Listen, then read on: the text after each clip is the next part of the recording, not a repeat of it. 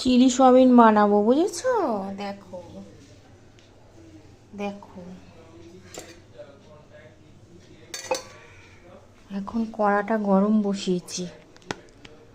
কড়াটা গরম হয়ে গেলেই সাদা তেল দিয়ে দেবো। তারপরে সয়াবিনগুলো পকোড়া করব।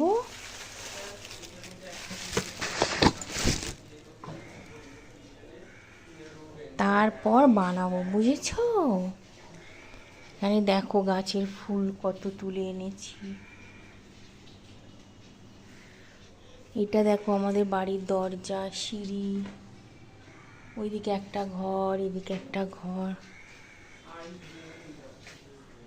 এখানে দেখো কত সুন্দর ফটো, পুতুল, খরগোশ। দেখো আমার কড়া গরম হয়ে গেছে, তেল দেবো, তারপরে সয়াবিন দেবো।